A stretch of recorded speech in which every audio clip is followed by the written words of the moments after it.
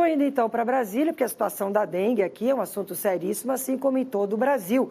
Por isso, vários estados que estão registrando grande aumento estão procurando ajuda do Ministério. Para vocês terem uma noção, o Ministério da Saúde, só este ano foram registrados 243 mil casos de dengue em todo o Brasil, só no mês de janeiro. E a preocupação é grande, por isso o Ministério da Saúde instalou o Centro de Operações de Emergência contra a Dengue. Hoje, a nossa secretária Carmen Zanotto esteve em Brasília, Danila conversou com ela, está chegando, está ao vivo e traz mais detalhes para a gente. Fala, Danila Bernardes, muito boa noite para você.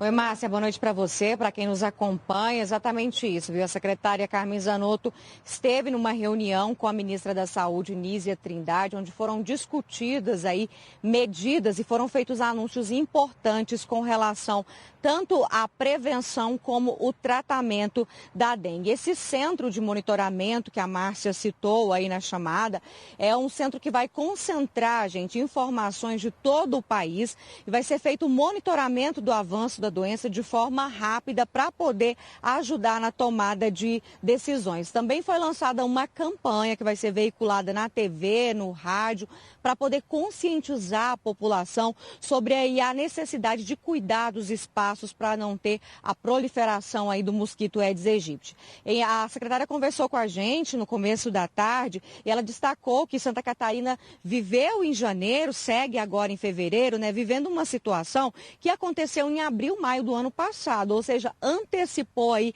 esse aumento de casos de suspeitas de dengue. Ela também contou um pouco mais sobre as medidas que o Ministério anunciou hoje aqui em Brasília. Vamos ouvir. Os insumos de rotina de responsabilidade do Ministério da Saúde já estão nos estados. O que foi anunciado é a possibilidade de apoio às estruturas de média e alta complexidade, ou seja, aos municípios para ampliar o atendimento e horário estendido nas unidades básicas ou nas UPAs e também as estruturas hospitalares. Para isso, cada município e estado deve mandar, então, o seu ofício solicitando, junto com o decreto de emergência, dizendo quais são as suas necessidades. Pois é, a secretária também falou, gente, sobre a distribuição de vacinas no estado, essa vacina contra a dengue e também da necessidade da população assumir a responsabilidade sobre esse problema, porque só prefeituras e estado não vão conseguir combater a doença. Vamos ouvir.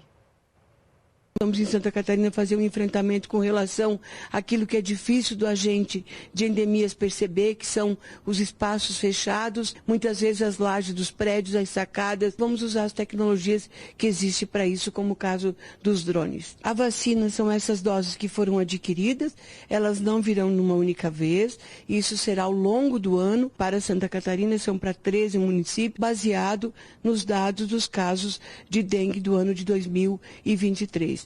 E o público-alvo escolhido foram as crianças de 10 a 14 anos, em função de que é o maior público que acaba sendo hospitalizado em função da dengue.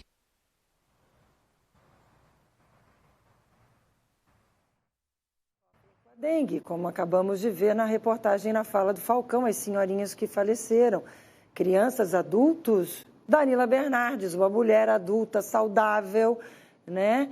A Danila estava de férias, vocês que nos acompanham todos os dias aqui, perceberam que ela voltou essa semana, nós comentamos, mas acreditem, no período das férias da Danila, ela enfrentou a dengue.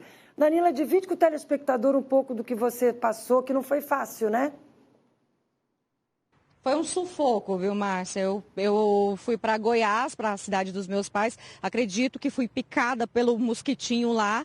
Depois viajei de férias para Maceió e já cheguei lá com sintomas e muita dor no corpo, febre alta. Tive que ser hospitalizada. A doença acabou atingindo também o meu fígado. Por causa disso, acabei tendo que estender a viagem, ficar mais dias lá no hospital, porque não podia voar da forma que eu estava, bastante debilitada.